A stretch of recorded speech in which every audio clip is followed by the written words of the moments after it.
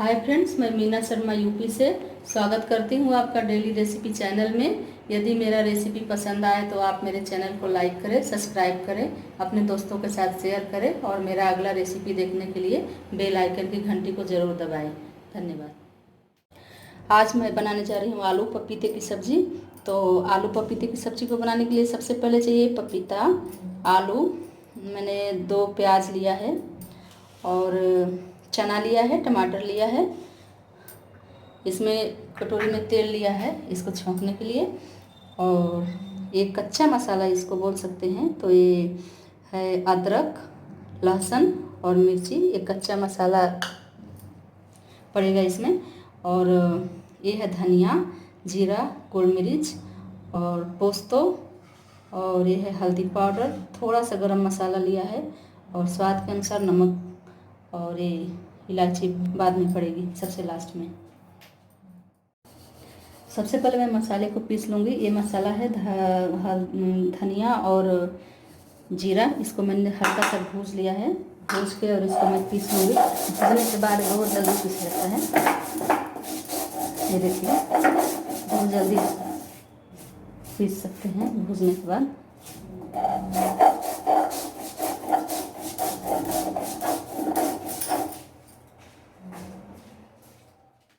ये देखिए धनिया कितना जल्दी पीस के तैयार हो गया है। धनिया और जीरा को मैंने इस तरह से पीस लिया है। ये देखिए ये मसाला सिलबट्टे का बहुत ही स्वादिष्ट होता है। इसमें हम इसको भी पीस लेंगे, ये जो पोस्तो रखा था, और गोल मिर्च को भी पीस लेंगे ऐसे।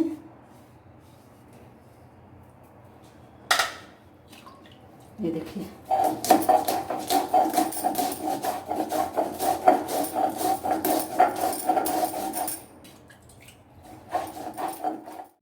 उसके बाद मैं अदरक, लहसुन और मिर्ची भी पीस लूँगी। ये देखिए ऐसे, ये अदरक का टुकड़ा है, पीस लूँगे लास्ट में इसको ऐसे।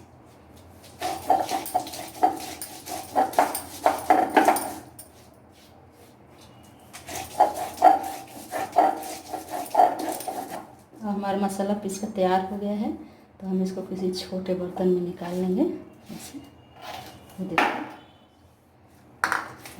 एक बर्तन में निकाल लेंगे।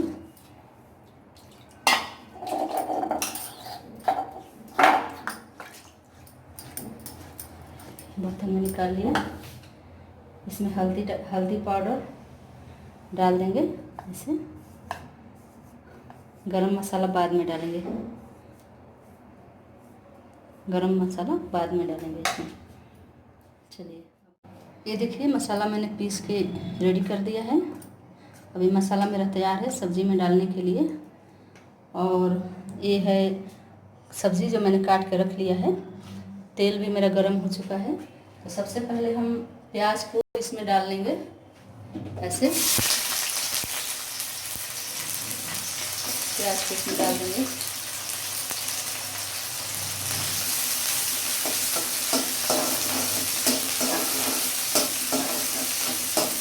ब्राउन होने तक करने का इंतजार करेंगे। तो धीरे धीरे भूनने देंगे ब्राउन होने तक।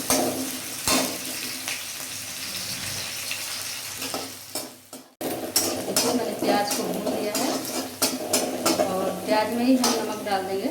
प्याज में नमक डालने से क्या होता है कि प्याज बहुत ही अच्छा से गल जाता है इसमें। तो देखिए प्याज में नमक डाल दिया है। अब इसके बाद हम डालेंगे इसमें डाल के इसको थोड़ा चला देंगे। उसके बाद डालेंगे हम पपीता।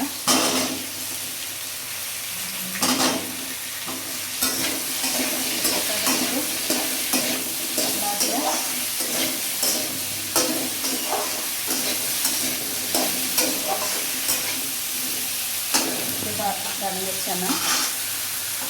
चना डाल के इसको ढक के रख देंगे।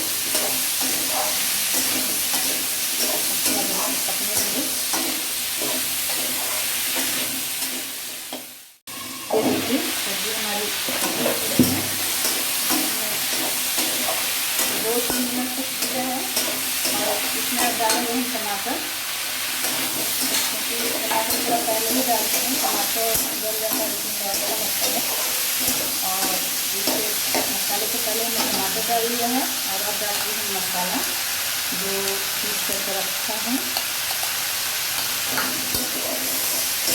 और डाल कर इसे चला देंगे और चला के कितना तक का इंतजार करेंगे। ये देखिए सब्जी हमारी भून कर तैयार है। इसको टाइट ही थोड़ा भूनना पड़ता है क्योंकि ये मसाला जो है तो अच्छे से पक जाना चाहिए। और अब इसमें डालेंगे हम गरम मसाला जो हमने लेके रखा था इसमें, और इसको चला के ऐसे, और इसमें डालेंगे हम इलायची। 2 इलायची हमने लास्ट में डाला है इसमें, क्योंकि इलायची लास्ट में ही इसमें पड़ता है। इलायची लास्ट में डालने से खुशबू इसके बाद तक बरकरार रहती है, तो हमने लास्ट में इलायची डाला है।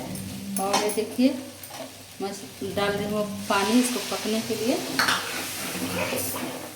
ऐसे इसको पानी इतना डाल देंगे कि आराम से पक जाएगा।